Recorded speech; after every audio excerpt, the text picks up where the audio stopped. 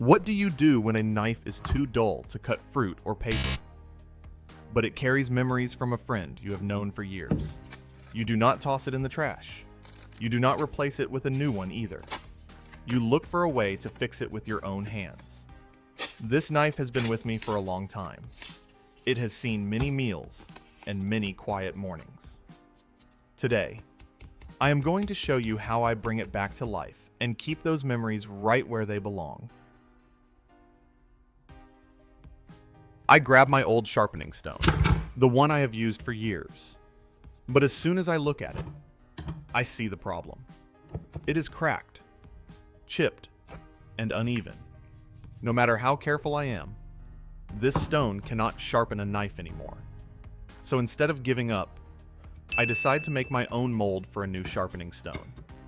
I grab a few scrap wood pieces I already have in the shop. I use 2 pieces that are about 8.5 inches long and a little over 2 inches wide. I place them on the left and right sides. Then I take one shorter piece and set it across the bottom. This piece supports everything and keeps the shape steady. For the ends, I use 2 small square blocks to close the mold. I dry fit everything first to make sure it sits flat and tight. Once it looks right, I use hot glue to lock all the pieces together. I press each joint and hold it for a few seconds so it sets solid. I let the glue cool completely before moving on, because a strong mold makes a better stone.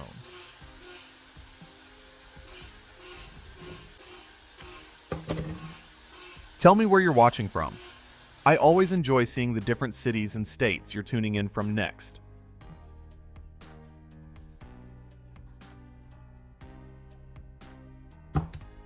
I mix the cement with water.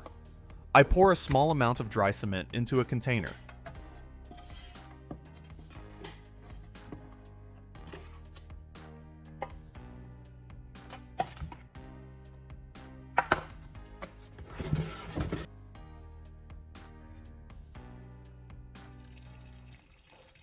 Then add water a little at a time.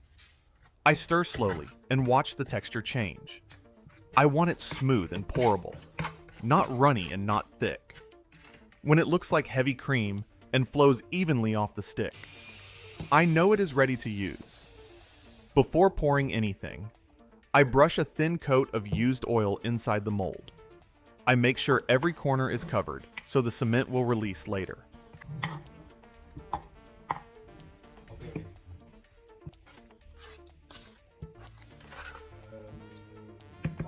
Then I slowly pour in the first layer of cement. I tap the mold lightly to help it settle and level out. Next, I get the sand ready in a shallow tray and set it aside.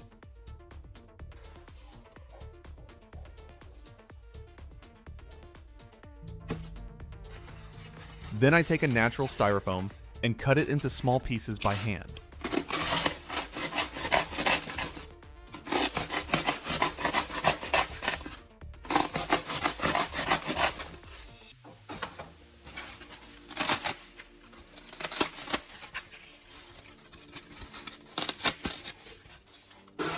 Smaller pieces blend better and give a more even texture.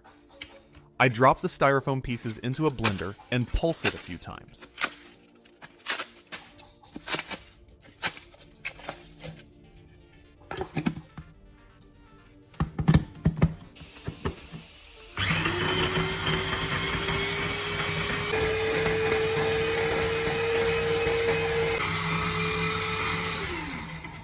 In less than a minute, it turns into fine, soft bits that mix easily with sand.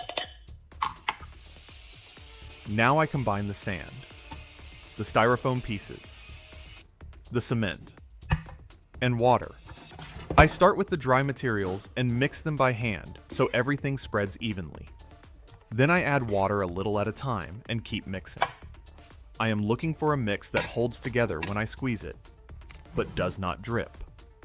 The sand gives it bite. The styrofoam helps hold water.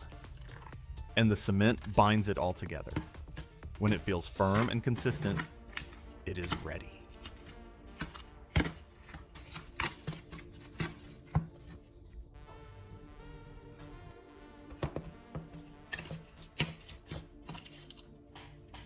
Now I pour the mixture into the mold to form the second layer. The first layer is plain cement, and this top layer does the sharpening work. I press it down gently so it bonds with the base and fills every corner. I smooth the surface and set the mold aside. This part takes patience. I leave it alone for a full 48 hours so it can cure properly and gain strength. After 2 days, I remove the wood mold and take a good look at the stone. It comes out solid and well formed.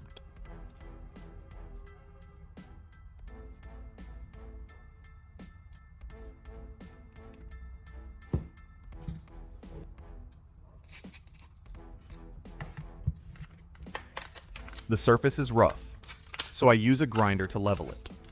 I move slowly and keep the face flat so the stone stays even.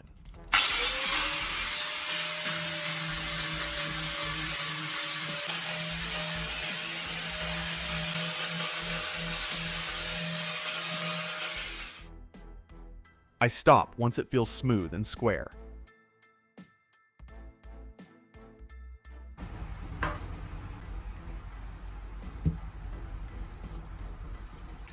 Then I place the stone in a container of clean water.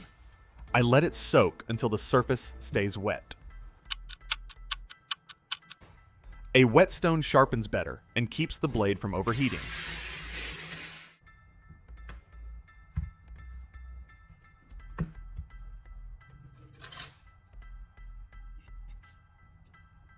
To keep a steady sharpening angle, I use a simple paper clip.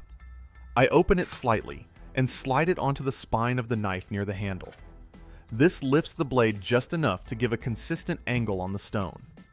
I do not need a guide or a gauge. This little trick keeps my hands relaxed and helps me sharpen the same way every pass. I spray a little water on the stone to keep the surface wet. Then I place the knife on the stone and start sharpening with slow, steady strokes.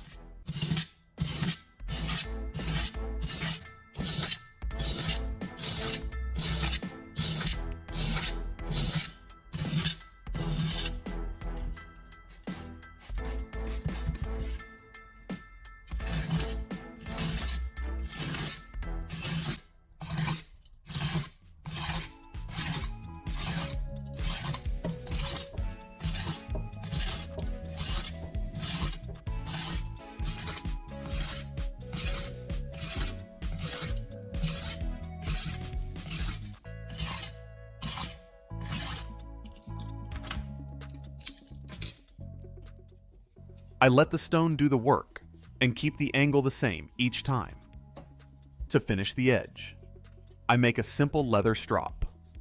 I start with a flat piece of scrap wood and stick a strip of foam tape on top. This gives a little cushion and helps the leather work better.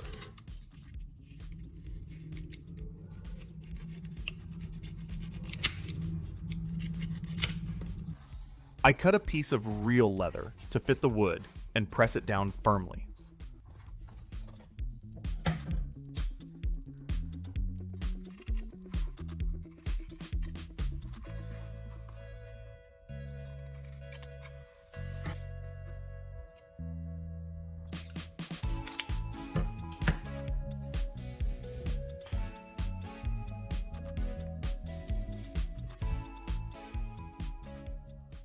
Once it is secure, I rub a thin layer of polishing wax across the leather. I spread it evenly so the whole surface is covered.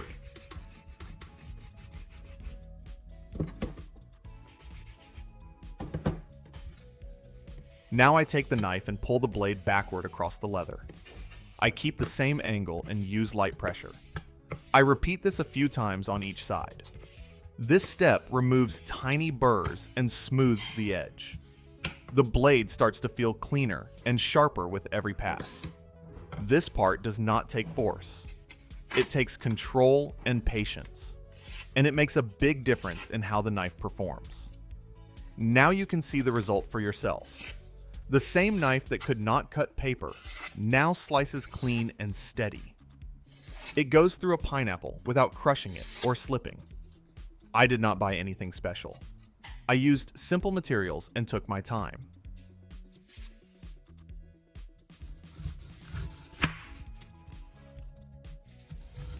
This is the kind of fix that keeps tools in use and memories intact.